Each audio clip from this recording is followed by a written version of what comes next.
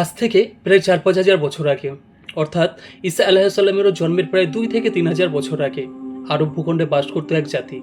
পবিত্র কোরআনে সূরা ফুসসিলাত ও অন্যান্য অনেক আয়াত ও আল্লাহ পাক তাদের সম্পর্কে আলোচনা করেছেন।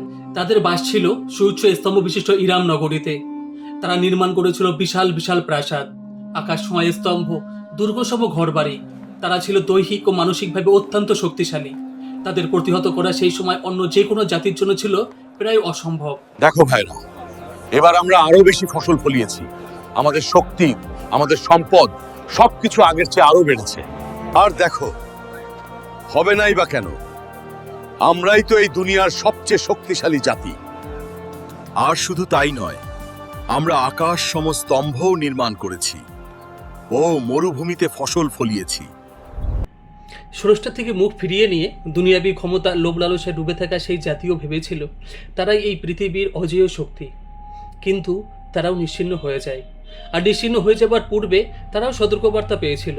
আর সেই বার্তাবাহক ছিলেন আল্লাহর নবী হুদ আলাইহিসসালাম। তিনি তার জাতিকে বলেছিলেন, হে আমার ভাইয়েরা, তোমরা একমাত্র আল্লাহর ইবাদত করো, তার সাথে কাউকে শরিক করো না। অহংকার ও সত্য অস্বীকার থেকে ফিরে এসে তওবা করো। তোমরা যদি তোমাদের রবের কাছে ক্ষমা চাও, তার দিকে ফিরে আসো, তবে তিনি তোমাদের উপর রহমত বর্ষণ করবেন, বৃষ্টি দেবেন এবং তোমাদের শক্তিকে আরো বৃদ্ধি করে দেবেন। আর যদি মুখ ফিরিয়ে নাও, তবে এক ভয়ঙ্কর শাস্তি তোমাদের উপর নেমে আসবে, যা থেকে তোমরা কেউই রক্ষা পাবে না। হে হুদ, যদি তোমার কথা সত্যি হয়ে থাকে তাহলে তোমার রবকে বলো আমাদের উপর বৃষ্টি বর্ষণ করাতে।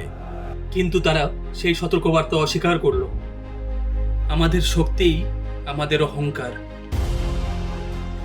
তারা জানতো না দুনিয়ার কোনো শক্তিই চিরস্থায়ী নয়, এমনকি অহংকারও। অবশেষে এসে গেল সেই দিন যখন কালো ছায়ার মতো ঘন কালো মেঘ আকাশে জমতে শুরু করলো। আজ জাতি ভেবেছিল এটা হয়তো রহমতের বৃষ্টি, সূরা আহকাব আয়াত ২৪। কিন্তু তাদের ধারণা ছিল ভুল। অনেক সময় প্রকৃতির নিস্তব্ধতায় মহাধ্বংসের পটভূমি রচনা করে। দেখো, এত মেঘ, হয়তো এই বৃষ্টি আমাদের ফসলকে প্রস্ফুটিত করবে, আমাদের তৃষ্ণা মিটিয়ে দেবে। কিন্তু এত ঘন কালো মেঘ আমরা আগে কখনো দেখিনি। এই ঝড়টা অদ্ভুত লাগছে, এমন বিপর্যয় আগে কখনো দেখিনি। হাওয়া বদলাতে শুরু করলো।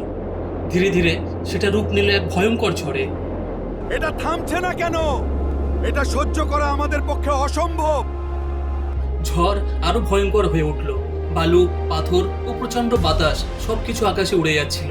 বিশাল স্তম্ভগুলো কাঁপতে শুরু করলো, প্রাসাদ ভেঙে পড়তে লাগলো। মানুষ দৌড়াচ্ছিল, চিৎকার করছিল, কিন্তু সেই ঝড়ের সামনে তারা ছিল সম্পূর্ণ অসহায়। কিন্তু ঝড় থামলো না। ৭ রাত ৮ দিন, সূরা আল হাক্কা আয়াত ৭। সেই ধ্বংসাত্মক ঝড় সম্পূর্ণ আদ জাতিকেই ধ্বংস করে দিল। ঝড় থেমে যাওয়ার পর মরুভূমির বুকে পড়েছিল তাদের দেহ, যেন উপড়ে ফেলা শুকনো খেজুর গাছের গুঁড়ি, সূরা আল হাক্কা আয়াত ৭। ঝড় থেমে গিয়েছিল, কিন্তু তাদের গল্প থামেনি। যারা বলেছিল আমাদের চেয়ে শক্তিশালী আর কে আছে, তারা আজ কোথায়? রাসূলুল্লাহ সাল্লাল্লাহু আলাইহি ওয়াসাল্লাম ঝোড়ো হাওয়া দেখলে দোয়া করতেন, হে আল্লাহ, আপনি এটাকে রহমতের বাতাস বানান, শাস্তির নয়। কারণ এমনই এক ঝড় একসময় একটি জাতিকে ধ্বংস করেছিল। তারা মেঘ দেখে ভেবেছিল এটা রহমত, কিন্তু সেটা ছিল তাদের শেষ।